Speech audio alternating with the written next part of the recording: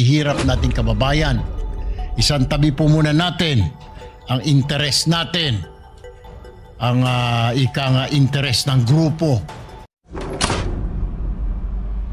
Maraming salamat po, Ginoong Pangulo, Majority Floor Leader. Nais ko pong i-anunsyo dito po sa plenaryo ngayon na yung inaantay po natin na yung AIX bill, yung Assistance for Individual in Crisis Situation, na dapat po sana ay ma-ratify natin ngayong hapon, ay hindi po muna matutuloy. Ang sa kadahilanan po na ayaw pong pumirma ng ating counterpart sa mababang kapulungan. Dahil po sa ilang probisyon at tila hindi po sila natutuwa doon po sa kasama sa probisyon na yon ng AIX, ang anti-EPAL section. Ibig sabihin po na dapat ang pagbibigay ng AIX o ayuda ay wala ng kasamang politiko o siya mismo ang nagbibigay ng ayuda sa mga tao, na ang pondo ay galing sa DSWD. Na sa totoo lamang po ay hindi naman po pera ito ng politiko, ito po ay pera ng taong bayan. Ito po yata, Ginoong Pangulo, ang hindi po natutuwa ang ating mga kasamahan sa bababang kapulungan. Kaya ayaw po nilang pirmahan at kailangan pa daw pag-aralan. So ito na naman po tayo, matetenga po ang batas na ito. Kaya nga po, ano man po ang gawin natin, lahat po tayo dito sa Senado ay pumirma na po para ma-ratify na ito. Ayaw naman po ng ating mga kasamahan sa bababang kapulungan. Sana po ay magbago pa ka ng isip, dahil ito naman po ay para sa interes ng mga mahihirap nating kababayan. Isang tabi po muna natin ang interes natin, ang interes ng grupo, pansariling interes. Unahin po natin ang kapakanan ng mga kababayan natin na nangangailangan ng tulong.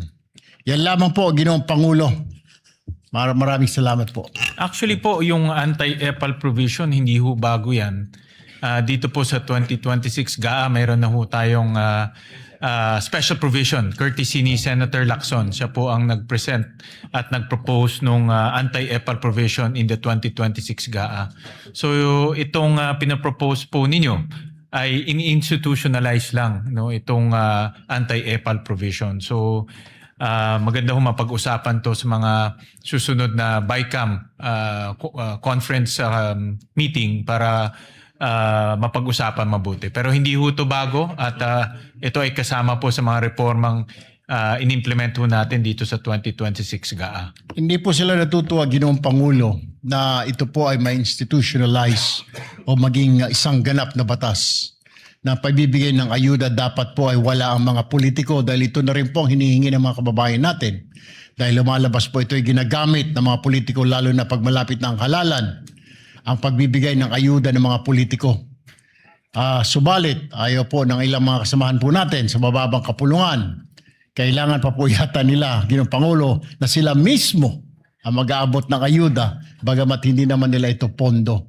Hindi naman po nila itong personal na pera. Kaya doon po sa dalawang mambabatas po natin sa mababang kapulungan, sana po mapag-isipan ho ninyo sa mga darating na araw na hindi po ninyo pera, yung pamimigay na yan, pera po ng taong bayan. Dapat po ang DSWD lamang ang mamigay niyan at hindi kayo ang dapat nagbibigay dyan.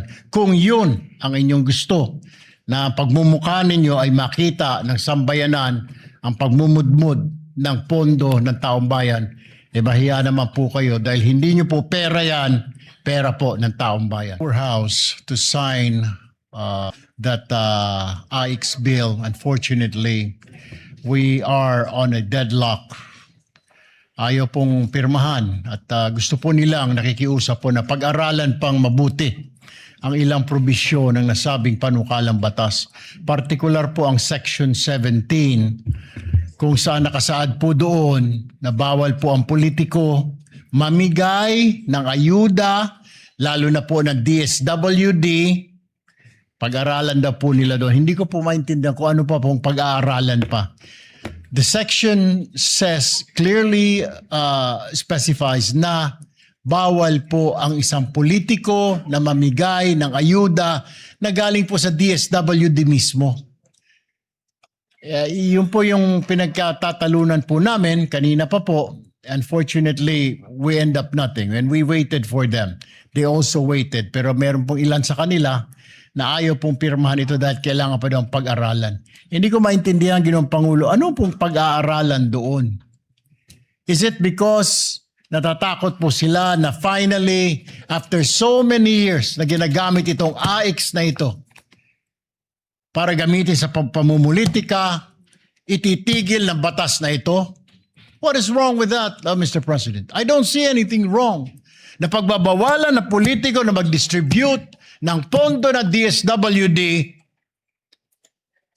for his personal gains? Well, I don't see the logic, Mr. President. Number one, hindi po natin pondo yan DSWD, AIX na yan. Hindi po dapat ginagamit ng mga politiko yan. Dapat ang DSWD ang namimigay lang yan o ang executive department, ang Pangulo, dahil siya po ang head na lahat ng agencies. Ito po ang nagiging problema, Ginoong Pangulo. So, nais ko na lamang po siguro pag-usapan po natin sa bicameral conference po ito, BICAM, para ma-ironed out ho itong mga gusot na ito. Pero ito lamang po ang Section 17 na ayaw po nila at pinapaalis po na hindi naman po tayo pumapayag dahil inaprubahan po natin dito sa Senado na ilagyan po yung clause na yan. At ginawa na po natin yan last year during our BICAM sa budget. Sinama po natin yung clause na yan na walang politiko ang dapat mamigay ng ayuda. Ginagawa lang po nating batas na ito, Ginoong Pangulo. Ayaw po na lang pirmahan. Ayaw po nilang aprubahan. Kailangan daw muna nilang pag-aralan. Ano ang pag-aaralan dito, Ginoong Pangulo? What is there to study, to review? Na yung politiko wala doon sa pamimigay ng ayuda. Dahil mapopoliticize na naman, magagamit na naman sa eleksyon, sasabihin na naman ng taong bayan, political patronage para ikaw ay sunod-sunuran sa politiko na yan. Kung hindi mo iboto yung politiko na yan, kung hindi ka bobo, hindi ka makakatanggap ng ayuda sa politiko na yan. Matagal na po kasing ginagamit yan eh. Matagal na, Mr. President. It has long been a practice.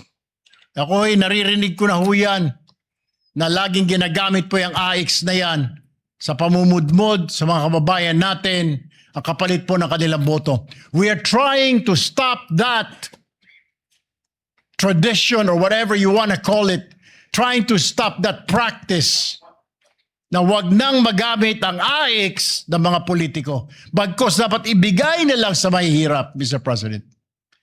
And I'm sorry, Mr. President, that all of us waited for several hours hoping that our counterpart would approve that. Unfortunately, it did not happen today.